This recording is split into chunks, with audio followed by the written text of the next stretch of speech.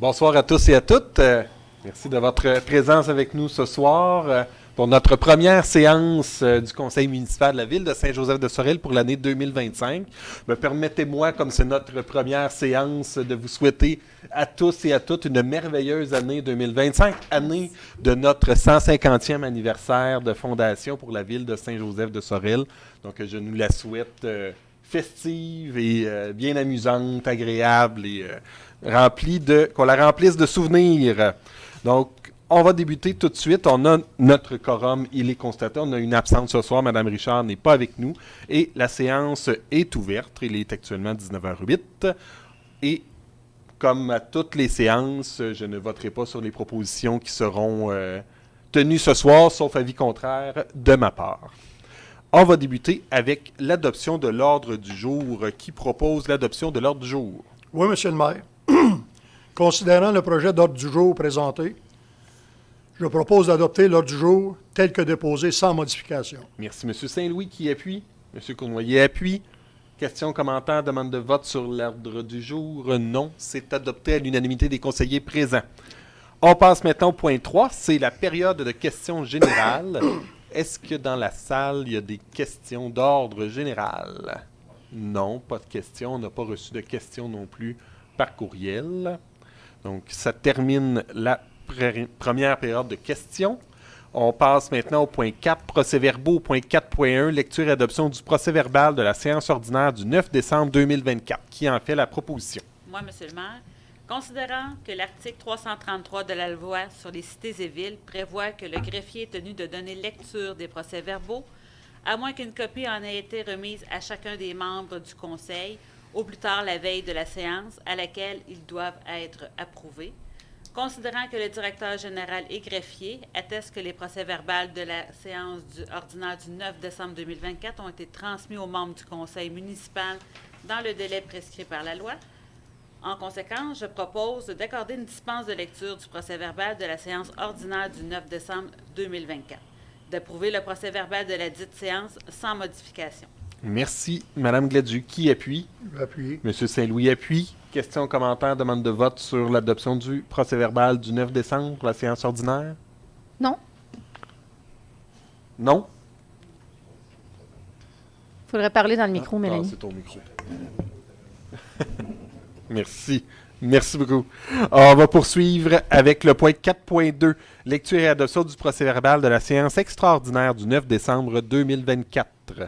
Oui, Monsieur le maire, considérant que l'article 333 de la loi sur les cités et villes prévoit que le greffier est tenu de donner lecture des procès-verbaux, à moins qu'une copie n'en ait été remise à chacun des membres du Conseil ou plus tard la veille de la séance à laquelle ils doivent être approuvés. Considérant que le directeur général et greffier attestent que le procès-verbal de la séance extraordinaire du 9 décembre 2024 a été transmis aux membres du conseil municipal dans le délai prescrit par la loi, en conséquence, je propose d'accorder une dispense de lecture du procès-verbal de la séance extraordinaire du 9 décembre 2024 et d'approuver le procès-verbal de la dite séance sans modification. Merci, Mme Gladu. Est-ce que quelqu'un appuie? Mme Dufresne appuie. Questions, commentaires, demande de vote sur la proposition. C'est adopté à l'unanimité des conseillers présents. On passe au point 5 maintenant, la correspondance. Donc, la correspondance vous a été déposée. Est-ce qu'il y avait des points à soulever? Aucun point à soulever sur la correspondance. Donc, c'est déposé. On passe maintenant au point 6, les demandes d'appui. Au point 6.1, l'amélioration du déploiement de la couverture cellulaire. Qui en fait la proposition? Monsieur le maire, considérant que la couverture cellulaire demeure insuffisante dans plusieurs régions du Québec, limitant l'accès à un service essentiel pour les résidents et visiteurs. Considérant que le gouvernement du Québec s'est engagé à déployer une couverture cellulaire complète sur l'ensemble du territoire d'ici octobre 2026, reconnaissant son importance pour la qualité de vie des citoyens et le développement socio-économique, particulièrement dans un contexte où l'automatisation devient une solution incontournable face à la pénurie de main-d'œuvre. Considérant que des services cellulaires fiables sont indispensables pour garantir l'accès à l'information, aux services de santé et aux interventions de sécurité publique, et qu'une couverture déficiente compromet la sécurité des personnes dans les zones à couverture limitée ou en itinérance, notamment en cas d'urgence nécessitant une intervention rapide des premiers répondants.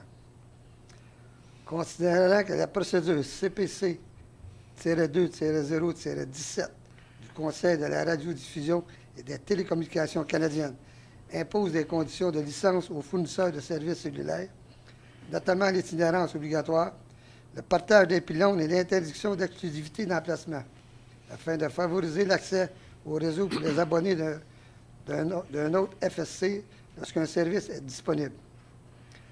Considérant que cette même procédure n'oblige toutefois pas le FSC à solliciter le service d'un autre fournisseur en cas de couverture inexistante dans une région donnée, limitant ainsi la portée de la mesure. Considérant que le gouvernement du Québec et le CRTC octroient des subventions importantes aux entreprises de télécommunications pour la construction de nouvelles infrastructures cellulaires afin d'améliorer la couverture en région. Considérant que malgré la présence de plus de 8500 taux cellulaires sur le territoire québécois, l'exclusivité de l'utilisation de ces taux par un seul FSC limite l'accès pour d'autres fournisseurs et constitue un obstacle majeur au déploiement d'une couverture cellulaire optimale pour l'ensemble de la population. En conséquence, je propose de demander au Parti libéral du Canada, au Parti conservateur du Canada, au nouveau Parti démocratique du Canada et au Bloc québécois d'inclure dans leur plateforme électorale pour la prochaine année fédérale l'obligation pour la totalité des compagnies de services cellulaires de conclure des attentes d'itinérance afin que les clients de ces services cellulaires, peu importe leur fournisseur, puissent bénéficier de la présence de sites cellulaires dans la région où ils se trouvent. De transmettre copie de cette résolution au ministère des Finances du Québec. M. Éric Gérard, responsable de la réalisation de l'engagement gouvernemental d'assurer le service cellulaire dans la totalité du territoire habité dans le présent mandat, ainsi qu'aux dirigeants des entreprises de télécommunications, notamment Bell, Vidéotron, Rogers, TELUS et Cogeco, d'autoriser le maire ainsi que le directeur général des greffiers à signer tout document requis pour donner plein effet à la présente résolution. Merci, M. Cournoyer, qui appuie. Je vais appuyer. M. Saint-Louis appuie. Question, commentaire, demande de vote sur l'appui. C'est adopté à l'unanimité des conseillers présents. Point 6.2, proclamation de la Journée nationale de la promotion de la santé mentale positive. Qui en fait la proposition? Oui, Monsieur le maire.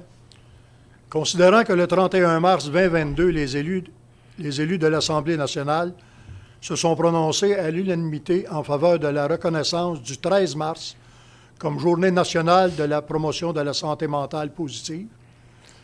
Considérant que le mouvement Santé mentale Québec et ses organisations membres lancent en cette journée leur campagne annuelle de promotion de la santé mentale sous le thème « Se ressourcer, c'est trouver sa zone de recharge ». Considérant que dans le cadre de cette campagne, de nombreux outils favorisant le renforcement de la santé mentale de la population sont offerts tout au long de l'année. Considérant que la promotion de la santé mentale positive vise à accroître et à maintenir le bien-être individuel et collectif de la population et à favoriser la résilience. Considérant qu'il a été démontré que les municipalités peuvent jouer un rôle de premier plan pour favoriser la santé mentale positive de leurs citoyennes et citoyens. En conséquence, je propose de proclamer la Journée nationale de la promotion de la santé mentale positive et d'inviter les citoyennes et les citoyens, ainsi que toutes les organisations et institutions de la Ville à faire connaître les outils de la campagne annuelle de promotion de la santé mentale sous le thème « Se ressourcer, c'est trouver sa zone de recharge ». D'autoriser le maire ainsi que le directeur général et greffier à signer tout document requis pour donner plein effet à la présente résolution et de transmettre une copie de la présente résolution au mouvement Santé mentale Québec. Merci, M. Saint-Louis, qui appuie. Mme Gladieux appuie la proposition. Question, commentaire, pas de demande de vote. C'est adopté à l'unanimité des conseillers présents. Au point 7, en législation, au point 7.1, vente d'immeubles pour défaut de paiement de taxes municipales. Qui en fait la proposition? Oui, M. le maire, considérant que la liste des personnes endettées envers la Ville datée du 31 juillet 2024 a été déposée au Conseil lors de la séance ordinaire du 26 août 2024.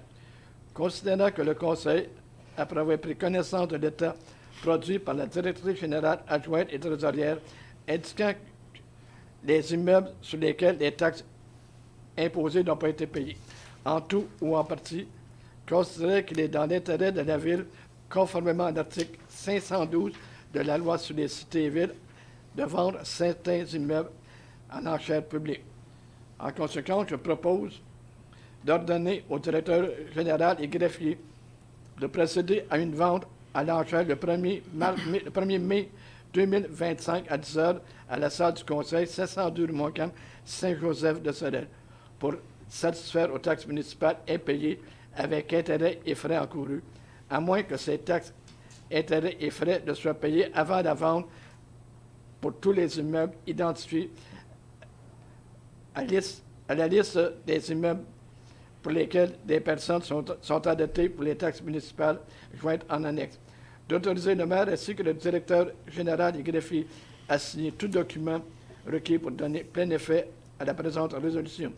De transmettre la présente résolution ainsi que la liste des immeubles pour lesquels des personnes sont endettées pour les taxes municipales au centre service scolaire de Sorel-Tracy. Merci, M. Latour, qui appuie la résolution. Mme Dufresne, vous appuyez la résolution. Questions, commentaires ou demande de vote sur la résolution? Non, c'est adopté à l'unanimité des conseillers présents. Point 7.2 maintenant, c'est l'enchère par la Ville lors de ventes pour défaut de paiement de taxes ou sous contrôle de justice ou toute autre vente ayant le même effet. Qui en fait la proposition? Oui, M. le maire, considérant que l'article 536 de la loi sur les cités et villes prévoit que lorsque des immeubles situés sur le territoire d'une municipalité sont mis en vente pour taxes municipales ou scolaires, la municipalité peut enchérir et acquérir ces immeubles par l'entremise du maire ou d'une autre personne sur autorisation du conseil sans être tenu de payer immédiatement le montant de l'adjudication. La municipalité peut aussi enrichir et acquérir ces immeubles à toute vente sous contrôle de justice ou à toute vente ayant le même effet. Considérant que le Conseil désire prévaloir de l'article 536 sur les lois sur les cités et villes, adoptant une résolution générale à cet effet.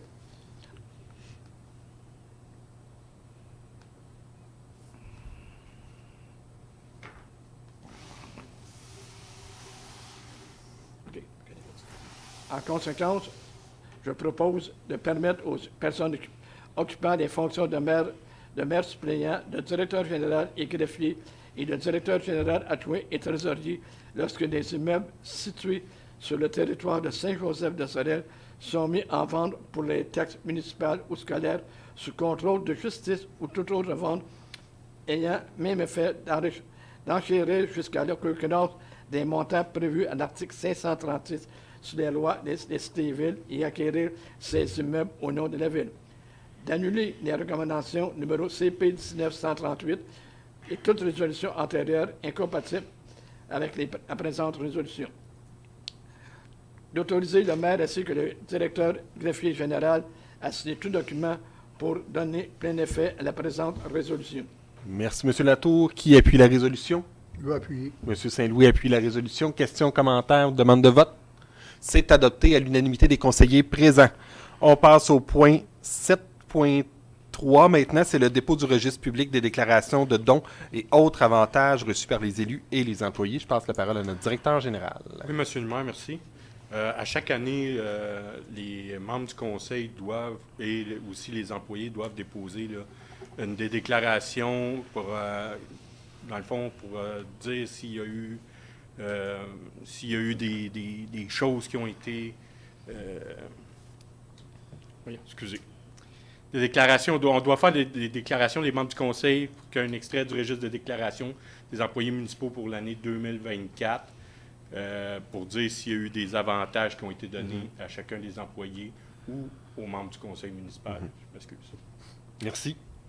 Fait que c'est pour faire le dépôt de ce registre. C'est ça. C'est très bien. Donc, le registre est déposé. Au point 8, maintenant, en trésorerie, rapport des dépenses autorisées. Donc, qui en fait la proposition? Oui, M. le maire, considérant que la directrice générale adjointe et greffière a présenté au comité des finances le rapport des dépenses autorisées durant le mois dernier, considérant que ces dépenses sont autorisées par le conseil ou par tout fonctionnaire ou employé en vertu de l'article numéro 393-2022, intitulé « Règlement décrétant les règles de contrôle et de suivi budgétaire, comprenant les dépenses faites par délégation, conformément à l'article 477.2 de la loi sur les cités et villes. Considérant que le directeur général et greffier déposent au Conseil le dit rapport. En conséquence, je propose d'approuver le rapport des dépenses autorisé d'autoriser 350 588,46 $ pour la période du 10 décembre 2024 au 20 janvier 2025, émis par la directrice générale adjointe et trésorière et vérifié par le comité des finances. D'autoriser le maire ainsi que le directeur général et greffier à signer tout document requis pour donner plein effet à la présente résolution. Un certificat de disponibilité de crédit a été mis par la directrice générale adjointe et trésorière pour les dépenses autorisées pour l'exercice financier 2024 et pour les dépenses prévues au budget 2025, résolution numéro 2024-12-595. Merci, M. Latour. Mme Dufresne appuie la proposition. Questions, commentaires, demande de vote? Non, c'est adopté à l'unanimité des conseillers présents. Passe au point 8.2, TEC 2024-2028, programmation des travaux version numéro 1. Qui en fait la proposition? Oui, M. le maire, considérant que la Ville a pris connaissance du guide relatif aux modalités de versement de la contribution gouvernementale dans le cadre du programme de transfert pour les infrastructures d'eau et collectives du Québec, soit le TEC, pour les années 2024 à 2028. Considérant que la Ville doit respecter les modalités de ce guide qui s'applique à elle pour recevoir la contribution gouvernementale qui lui a été confirmée dans une lettre de la ministre des Affaires municipales et de l'Habitation. En conséquence, je propose de confirmer au ministère des Affaires municipales et de l'Habitation, dans le cadre du programme de transfert pour les infrastructures d'eau et collectives du Québec 2024-2028, ce qui suit. Le conseil municipal s'engage à respecter les modalités du guide qui s'appliquent à elle. La Ville s'engage à être la seule responsable et à dégager le gouvernement du Canada et le gouvernement du Québec, de même que leurs ministres, hauts fonctionnaires, employés et mandataires de toute responsabilité quant aux réclamations, aux exigences, aux pertes, aux dommages et aux coûts de toutes sortes ayant comme fondement une blessure infligée à une personne, le décès de celle-ci, des dommages causés à des biens ou la perte des biens attribuables à un acte délibéré ou négligent découlant directement ou indirectement des investissements réalisés au moyen de l'aide financière obtenue dans le cadre du programme TEC 2024-2028. La Ville approuve le contenu et autorise l'envoi au ministère des Affaires municipales et de l'Habitation de la programmation de travaux initiale 6 juin et de tous les autres documents exigés par le ministère en vue de recevoir la contribution gouvernementale qui lui a été confirmée dans une lettre de la ministre des Affaires municipales et de l'Habitation. La Ville s'engage à déposer annuellement une mise à jour de sa programmation de travaux durant la période du 1er octobre au 15 février inclusivement. La Ville s'engage à réaliser les investissements autonomes qui lui sont imposés pour l'ensemble des 5 années du programme. La Ville s'engage à informer le ministère des Affaires municipales et de l'Habitation de toute modification qui sera apportée à la programmation des travaux approuvée par la présente résolution. D'autoriser le maire ainsi que le directeur général, la directrice générale adjointe et trésorière à signer tout document requis pour donner plein effet à la présente résolution. Merci, M. Cournoyer. Qui appuie? J'appuie, Mme monsieur le Gadieu maire. appuie. Questions, commentaires, demande de vote? C'est adopté à l'unanimité des conseillers présents. Passe au point 10 en administration. 10.1, participation aux assises annuelles de l'UMQ. Qui en fait la proposition? Moi, Monsieur le maire. Considérant que les assises annuelles de l'Union des municipalités du Québec se dérouleront à Québec les 14, 15 et 16 mai 2025, considérant que cette réunion des représentants des villes du Québec constitue une occasion propice à la formation des membres du Conseil et aux rencontres entre élus provenant de partout dans la province, en conséquence, je propose d'approuver la participation des 7 membres du Conseil municipal aux assises de l'UMQ qui se déroulera 14, 15 et 16 mai 2025 à Québec, de permettre l'inscription 5 620 plus taxes applicables et l'hébergement pour 3 nuitées de 6 534 plus taxes des élus, de rembourser les dépenses engagées par les membres du Conseil dans le cadre de cette activité, telles que les repas non inclus dans l'inscription, ainsi que les déplacements, mais excluant toute dépense d'alcool, de puiser la dépense à même les activités financières, d'autoriser le maire ainsi que le directeur général et greffier à signer tout document requis pour donner plein effet à la présente résolution. Merci, Mme Dufresne. Qui appuie? Pour l'appuyer, Monsieur le maire. Monsieur Latour appuie. Questions, commentaires ou demande de vote sur le sujet? Non, c'est adopté à l'unanimité des conseillers présents.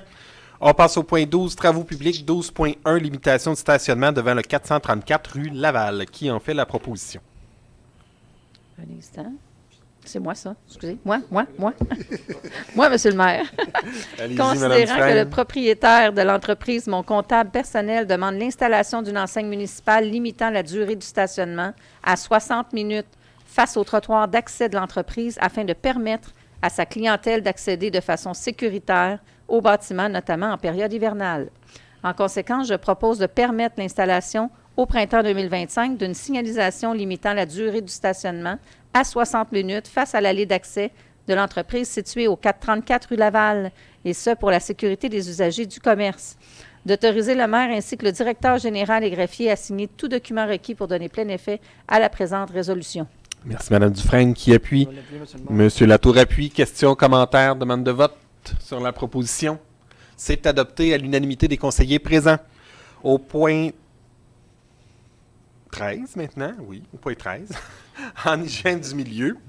13.1, remplacement du déversoir du régulateur de débit DR2, mandat de service professionnel pour la modification du tracé. Qui en fait la proposition? Oui, Monsieur le maire.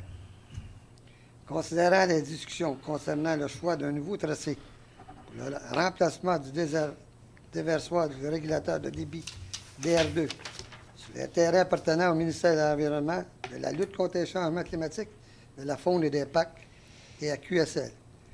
Considérant que l'offre de service comprend les activités suivantes requises pour la suite du projet. Levée topographique complémentaire. 7 forages supplémentaires, 3 puits d'observation et caractérisation des sols à l'endroit du nouveau tracé.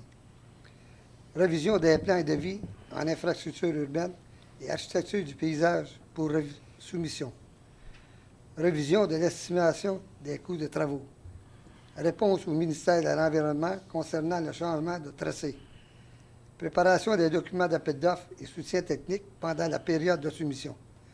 En conséquence, je propose de mandater la firme Arteria Group, anciennement FNX Innov, pour les services professionnels requis dans le cadre de la modification du tracé pour le remplacement de la conduite du déversoir du régulateur du débit DR2 sur les terrains du ministère et de QSL, et ce conformément à l'offre de service du 7 janvier 2025 au prix de 48 900 $ plus les taxes applicables. De puiser la dépense à même des activités financières, les demandes d'emprunt et TEC 2024-2028. De préciser que l'offre de service ainsi que la présente résolution constitue le contrat entre le fournisseur et la Ville. D'autoriser le maire ainsi que le directeur général et greffier à signer tout document requis pour donner plein effet à la présente résolution. Merci, M. Cournoyer. Qui appuie la proposition? Appuyé. M. Saint-Louis appuie. Questions, commentaires, demande de vote sur la proposition. C'est adopté à l'unanimité des conseillers présents.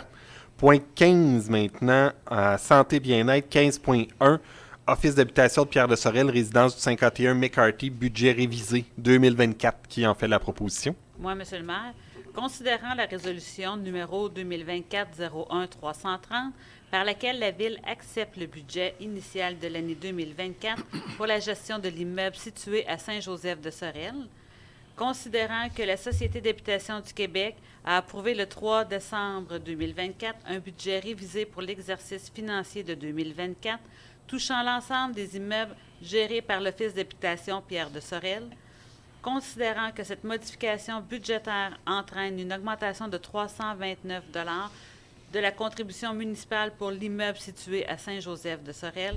En conséquence, je propose d'accepter le budget révisé 2024 pour l'ensemble immobilier numéro 2744 situé au 51 rue McCarthy à Saint-Joseph-de-Sorel, comportant un déficit d'exploitation modifié totalisant 56 385 $ absorbés par la SHQ à 90 % et par la Ville à 10 %, le tout tel qu'approuvé par la SHQ. d'autoriser le maire ainsi que le directeur général et greffier à signer tout document requis pour donner plein effet à la présente résolution, de transmettre la présente résolution à l'Office d'habitation Pierre de Sorel actuel, gestionnaire de l'immeuble.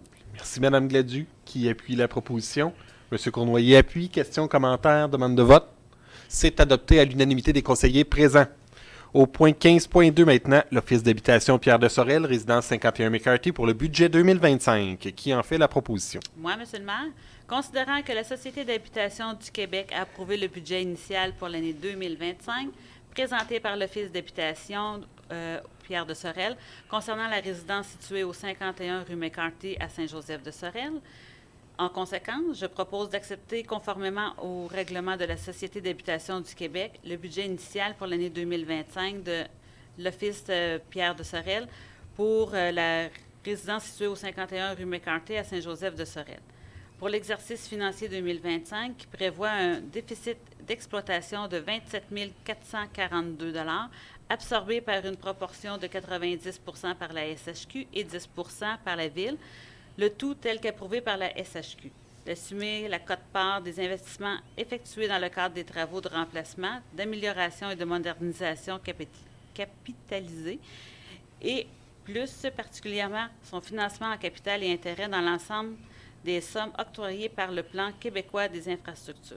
De transmettre la présente résolution à l'Office d'habitation Pierre de Sorel, actuel gestionnaire de l'immeuble, et d'autoriser le maire ainsi que le directeur général et greffier à signer tout document requis pour donner plein effet à la présente résolution. Merci, Mme Gladu. Qui appuie? Mme Dufresne appuie. Questions, commentaires, demande de vote. C'est adopté à l'unanimité des conseillers présents. Au point 17, loisirs, culture et vie communautaire. Au point 17.1, GVL, offre de services 25-26 pour la gestion du camp de jour. Qui en fait la proposition? Moi, M. le maire. Considérant que la Ville désire se doter d'un camp de jour attrayant et répondant aux critères actuels des parents et aux normes provinciales tout en offrant la meilleure expérience possible aux enfants de 5 à 12 ans, considérant que Gestion Vincent et Limoges Incorporée offre également un programme d'accompagnement pour les enfants à besoins particuliers uniquement aux résidents de la Ville, considérant que GLV propose aux parents la possibilité d'avoir un service de garde de 7 à 9 le matin, de 16 à 18 pour un coût de 35 $ par semaine par enfant, frais de garde qui seront entièrement assumés par les utilisateurs, considérant que les services offerts par GLV comprennent la gestion des ressources financières, des ressources matérielles et des ressources humaines du camp de jour d'une durée de 7 semaines, considérant que la directrice aux loisirs et à la vie communautaire recommande d'accepter la proposition de GLV en vigueur pour la gestion du camp de jour pour les périodes estivales 2025 et de 2026, avec option de renouvellement pour l'été 2027. En conséquence, je propose d'octroyer pour les périodes estivales 2025 et 2026 un contrat pour la gestion complète du camp de jour régulier pour les enfants de 5 à 12 ans à Gestion Vincent et Limoges Incorporée, au coût de 135 $ par enfant, plus les taxes applicables, duquel une portion sera assumée par la Ville et l'autre par l'utilisateur selon le lieu de résidence de ce dernier. D'accepter la proposition 2025-2026 de Gestion Vincent et Limoges Incorporée pour le programme d'accompagnement pour les enfants à besoins particuliers, offert uniquement aux résidents de la Ville au coût de 500 $ plus les taxes applicables pour la formation de chaque accompagnateur, ainsi qu'un montant hebdomadaire variant entre 828 et 1035 plus les taxes applicables, correspondant au salaire du poste d'accompagnateur, le tout assumé par la Ville. D'absorber le coût des taxes applicables, 50 % de la TVQ, pour les inscriptions au service de garde, puisque ce dernier est accessoire au camp de jour. De puiser la dépense relative à ce contrat à même les activités financières, budget 2025 et 2026, d'autoriser le maire ainsi que le directeur général et greffier à signer tout document requis pour donner plein effet à la présente résolution. Merci, Mme Dufresne. M. Latour appuie la résolution. Questions, commentaires ou demandes de vote? C'est adopté à l'unanimité des conseillers présents. On passe au point 17.2, contribution financière à des organismes, commandites, publicité et frais de représentation. Qui en fait la proposition? Oui, M. le maire. Considérant que le conseil municipal désire aider les organismes offrant des services ou des activités aux citoyens de la ville et de la région, considérant les demandes de contributions financières, commandites, publicité et frais de représentation reçus depuis la dernière séance ordinaire, excusez, Considérant que le comité a analysé les demandes et produit des recommandations, en conséquence, je propose d'accorder les contributions financières, commandites, publicité et frais de représentation suivantes.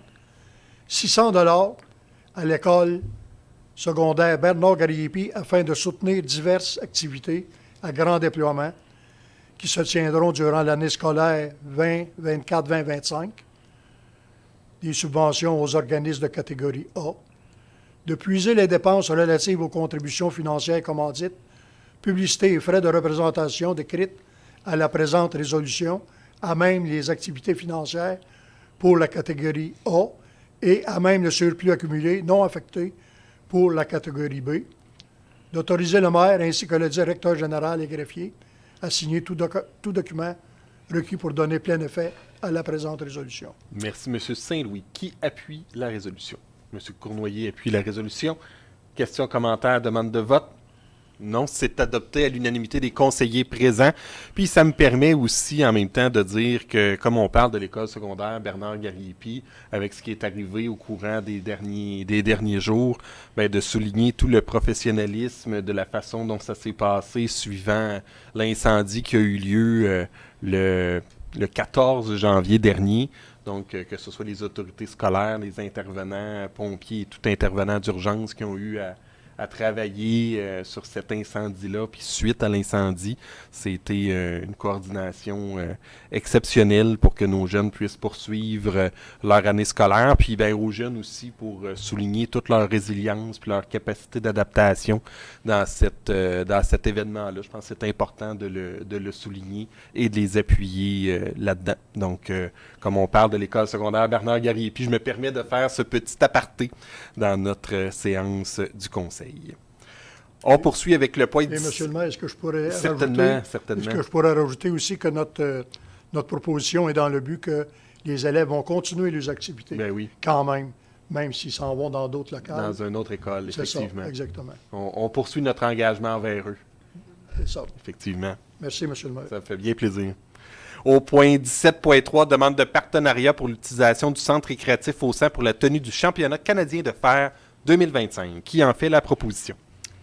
Oui, M. le maire. Considérant que le championnat canadien du lancer de fer se tiendra du 9 au 17 août 2025 à Saint-Joseph-de-Sorel, considérant que le club de fer Pointe-au-Pin désire faire un partenariat avec la ville afin que l'événement ait lieu au centre récréatif au Sang, dans le but de garantir les conditions optimales lors du déroulement de cette compétition. Considérant que le Conseil reconnaît que cet événement national apportera une visibilité non négligeable à la ville et contribuera au rayonnement de la région. Considérant que le championnat canadien du lancer de fer s'inscrit parmi les activités au calendrier des festivités du 150e anniversaire de la ville. En conséquence, je propose d'accorder au club de fer Pointe-au-Pin, dans le cadre d'une entente de partenariat pour le championnat canadien de fer 2025, ce qui suit. Commandite, le montant de 4 602,51 $, représentant les coûts de location du centre récréatif au Sang par l'organisation. La prise en charge par la ville des frais reliés à l'utilisation de ses ressources humaines lors de la tenue de l'événement. L'autorisation d'exploiter le local de la cantine à l'intérieur du centre récréatif au Sang, sans friture, et d'obtenir un permis de vente d'alcool pour l'événement. La promotion de l'événement sur les différentes plateformes de la ville. D'inclure les conditions suivantes à l'entente du partenariat relativement auprès du centre récréatif au Sang. Fournir à la ville une preuve d'assurance responsabilité civile d'un montant suffisant pour couvrir l'activité. Acquitter en entier les coûts relatifs aux correctifs rendus nécessaires pour tout dommage causé par l'utilisateur ou par les participants à son activité ou bien meubles et immeubles appartenant à la ville.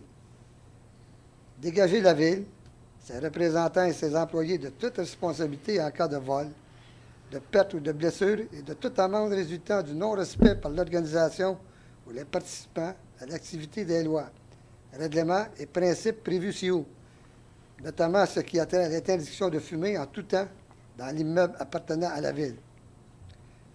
Obtenir le consentement écrit de la ville avant d'effectuer toute transformation au lieu prêté. de céder en aucun temps l'utilisation des locaux du centre récréatif au sang sans l'autorisation de la Ville. D'autoriser le maire ainsi que le directeur général et greffier à signer tout document requis pour donner plein effet à la présente résolution. Merci, M. Cournoyer. Qui Merci. appuie la résolution? Je vais appuyer. M. Saint-Louis appuie. Questions, commentaires, demande de vote sur la proposition. C'est adopté à l'unanimité des conseillers présents. Au point 17.4, Famille en fête 2025, tenue de l'événement au parc de la Pointe-aux-Pins. Qui en fait la proposition? Oui, Monsieur le maire. Considérant qu'à l'occasion de la Semaine québécoise des familles, du 12 au 18 mai prochain, une multitude d'activités seront offertes sur le territoire de la MRC de Pierre-de-Sorel pour célébrer la famille, dont l'événement Famille en fête, consistant en une journée où plusieurs activités en plein air sont offertes gratuitement dans un espace public au sein de la communauté. Considérant que le parc de la Pointe-aux-Pins a été choisi par le comité organisateur de l'événement pour la tenue de la 25e édition qui aura lieu le samedi 17 mai 2025, considérant qu'il s'agit d'un événement familial important, chapeauté par la MRC, qui se déroulera à proximité des familles saint-josephoises et qu'il procure une visibilité régionale aux installations et espaces verts de la ville.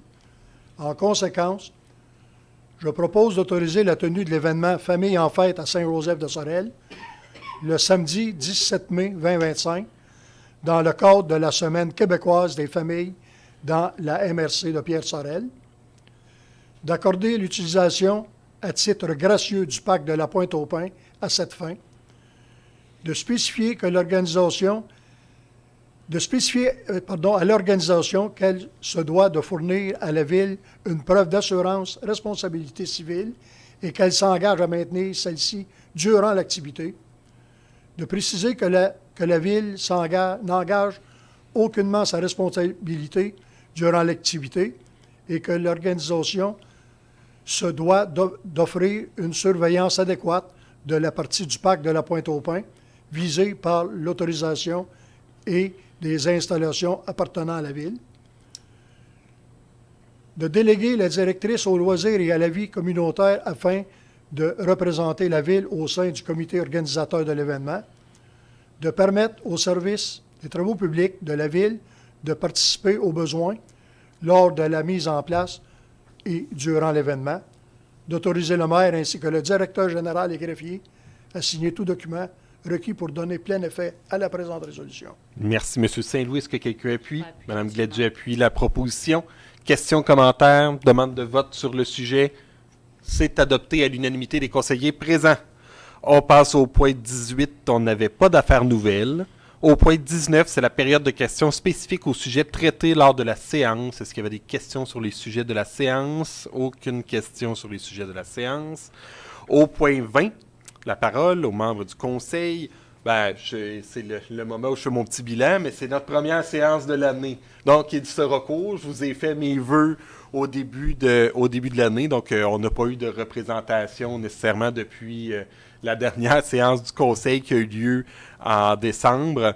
Mais je voudrais quand même spécifier dans les événements à venir que le 8 février 2025, dans le cadre de notre 150e, donc on a une prochaine activité qui s'en vient, l'activité de danse en ligne dans le cadre du 150e, sous le thème de la Saint-Valentin, parce que ce sera la Saint-Valentin qui arrivera quelques jours après. Donc, le 8 février de 14h à 16h à la salle Aluvard-Gravelle, ici à l'Hôtel de Ville. Donc, c'est un rendez-vous. Puis, si vous voulez plus d'informations sur la page Facebook de la Ville et aussi sur notre site Internet et tout nouvellement, parce que c'est tout nouveau, sur la page Instagram, parce qu'on est maintenant sur Instagram aussi, la Ville de Saint-Joseph-de-Sorel, pour nos activités. Donc, les gens vont pouvoir nous suivre à cet endroit-là ou plus, en plus de toutes les autres plateformes.